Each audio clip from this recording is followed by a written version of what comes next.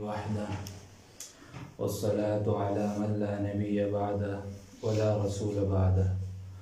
قال الله تبارك وتعالى في القرآن المجيد والفرقان الحميد: والذين آمنوا أشد حبا لله. وقال النبي صلى الله عليه وسلم: لا يؤمن أحدكم حتى أكون أحب إليه من والده وولده والناس أجمعين. صدق الله مولانا العظيم وصدق رسوله النبي الكريم ونحن على ذلك من الشاهدين والشاكرين والحمد لله رب العالمين. نماز والا درود شریف پڑھنے. اللہم صلی علی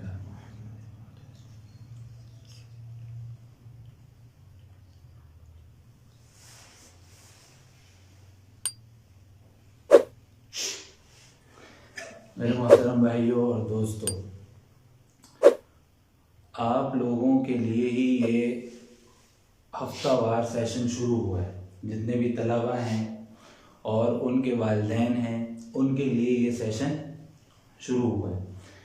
اور یہ ریڈ اکیڈمی کو خراج تحسین پیش کرنا چاہیے کہ انہوں نے یہ چیز سوچی کہ دنیاوی تعلیم کے ساتھ ساتھ دینی شعور بھی فراہم کیا جائے. صرف یہ نہیں کہ دنیا کے پیچھے ہی لگے ہوئے ہیں اور آخرت کا پتہ ہی نہیں ہے. تو اس کا بنیادی مقصد یہ ہے کہ ریڈ اکیڈمی سے پڑھنے والا جو بچہ ہے اس کے اندر دین کا رنگ محسوس ہو، دین کی کشش محسوس ہو، دین کی چمک محسوس ہو. سمجھے؟ تو اسی لیے یہ سیشن شروع ہوا ہے. سمجھے؟ تو بات یہ ہے کہ اس کی اہمیت کو سمجھیں اور اس لحاظ سے بھی کہ یہ ہماری ضرورت ہے. ایک ہماری جسمانی ضرورت ہے اور ایک ہماری روحانی ضرورت ہے. جسمانی ضرورت تو ہماری پوری ہو جاتی ہے کھانے پینے ان ساری چیزوں سے، لیکن روحانی ضرورت جو ہے یہ ہماری دین سے پوری کرتا ہے. جس طرح دنیاوی ضرورتیں اللہ تعالیٰ دنیا سے پوری کرتے ہیں. آپ کو بھوک لگی ہے تو کھانا کہاں سے؟ زمین سے اناج اگتا ہے، آسمان سے پانی برستا ہے. اسی طرح جو روحانی ضرورت تھی اللہ تعالیٰ نے، چونکہ روح آسمان سے آئی اور جسم مٹی سے بنا، تو جو مٹی سے بنا اس کی خواہشات پوری کرنے کے لیے مٹی سے اللہ تعالیٰ نے چیزیں اگائی، اور جو روحانی ضرورت تھی اس کے لیے آسمان سے وہی اگائی. تو اس ضرورت کو سمجھیے اور اس کو محسوس کیجیے. ایک بات. دوسری بات یہ کہ اس طرح کی جو مجلسیں ہوتی ہیں، اس طرح کی جو محفلیں ہوتی ہیں، یہ اس پانی کی طرح ہوتی ہے جو مرجھائے ہوئے پھول میں بھی تازگی پیدا کر دیتا ہے. ہماری روح چونکہ پشمردہ ہو جاتی ہے، ہماری روح چونکہ مرجھا جاتی ہے، تو ہمیں اس طرح کی محفلیں وہ تازگی عطا کرتی ہیں. دوسری بات، اب آتا ہوں میں اپنے موضوع پر. موضوع جو آج کا دیا گیا ہے عشق الہی ہے. کیا ہے؟ عشق الہی. اللہ تعالیٰ نے انسان کو بہت ساری نعمتوں سے نوازا، لیکن ان نعمتوں میں سے دو بڑی نعمتیں اللہ تعالیٰ نے عطا کی. ایک اللہ تعالیٰ نے عقل و شعور کی نعمت عطا کی اور دوسری دل و جذبات کی نعمت عطا کی. جتنے بھی حیوانات ہیں ان کے اندر عقل کا مادہ اتنا نہیں، اور جتنے بھی فرشتے ہیں ان کے اندر جذبات کا مادہ نہیں.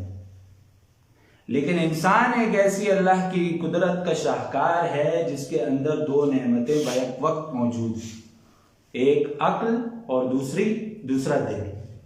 گویا کہ عقل علم الہی کا پیالہ ہے اور دل محبت الہی کا پیالہ ہے.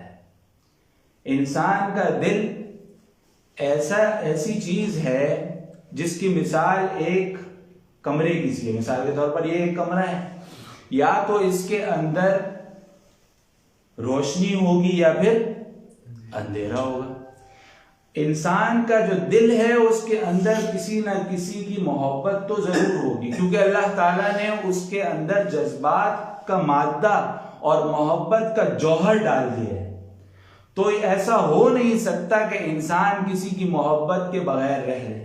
ایسا ممکن نہیں، کیونکہ اللہ تعالیٰ نے اس کے دل میں یہ بات ڈال دی ہے کہ کسی کی محبت میں تو ملوث ہو گئے تو اس کی مثال ایک کمرے کی سی ہے کہ یا تو اس کے اندر روشنی ہوگی یا پھر اندھیرا ہوگا.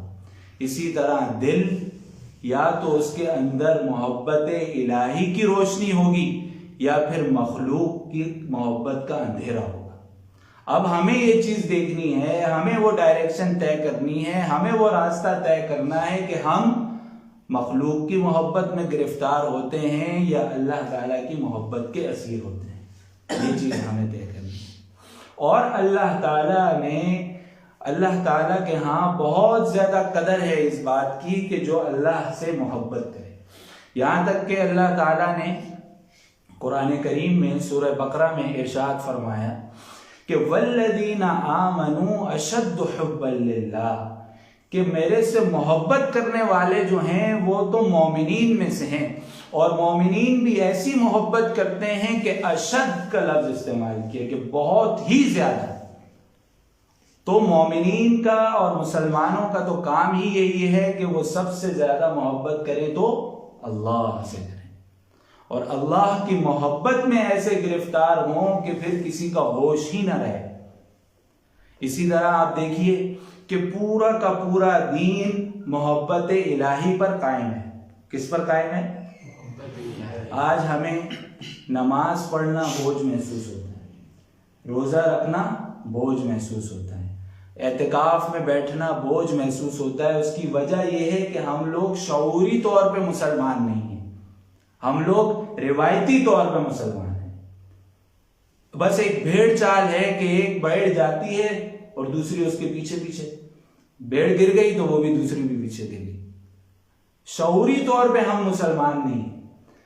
بلال رضی اللہ تعالیٰ عنہ شعوری طور پر مسلمان ہوئے تو ان کو تپتی ریت پہ لٹایا گیا، اس کے باوجود بھی انہوں نے کلمہ نہیں چھوڑا.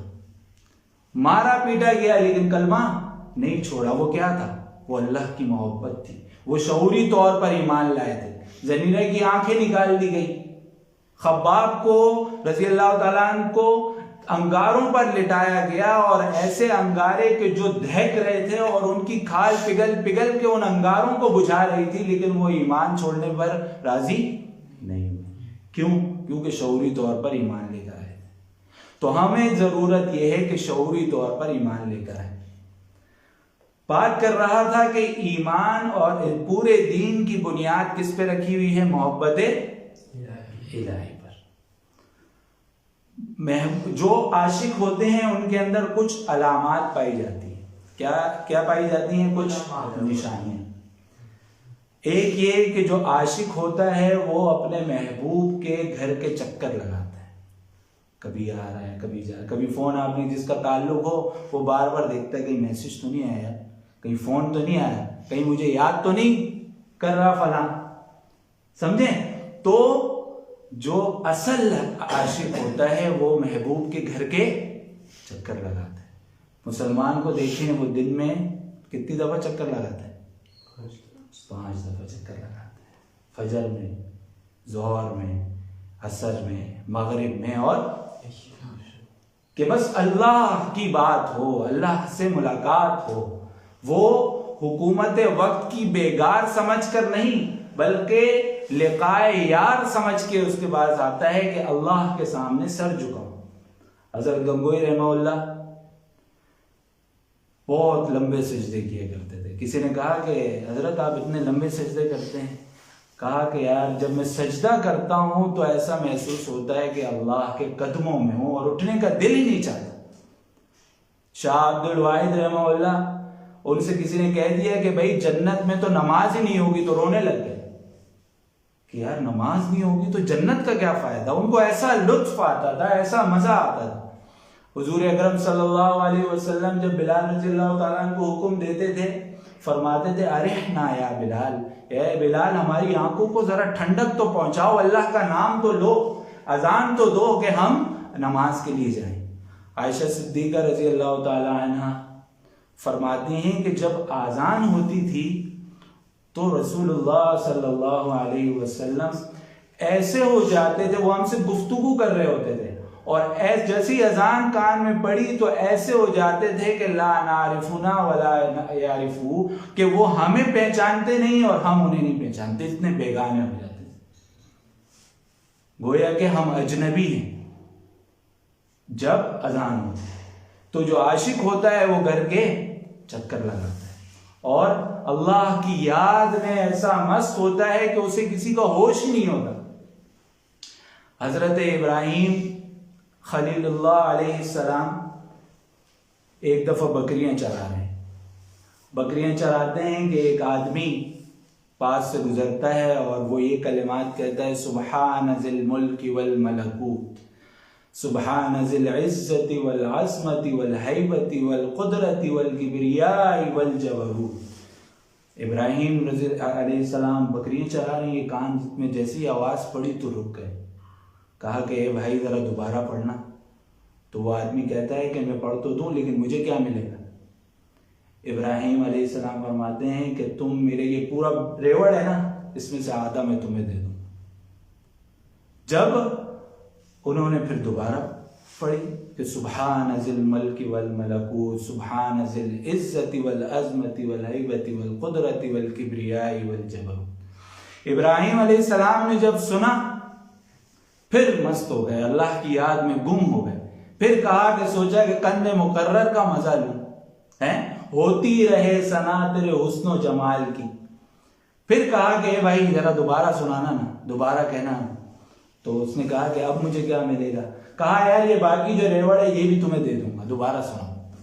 وہ دوبارہ کہتا ہے، پھر ابراہیم علیہ السلام کہتے ہیں کہ ایک اور دفعہ، کہتے ہیں اب تو تمہارے پاس ریوڑ بھی نہیں ہے، اب کیا دو گے؟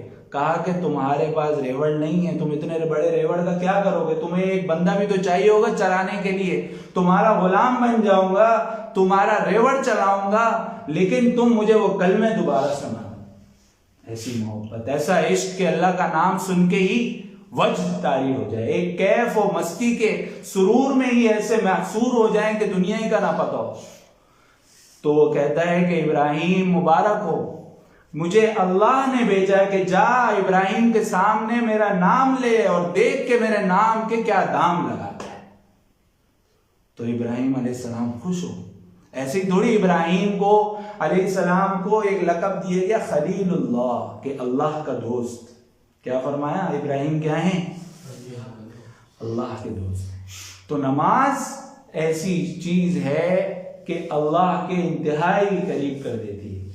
اور پھر جو زیادہ محبت کرتے ہیں وہ تو اوور ٹائم بھی کرتے ہیں نا۔ ایک ہوتا ہے اللہ، ایک ہوتا ہے ضابطے سے لینا اور ایک ہوتا ہے رابطے سے لینا، ایک ہوتا ہے کس سے لینا؟ ضابطے سے، اور ایک ہوتا ہے رابطے سے۔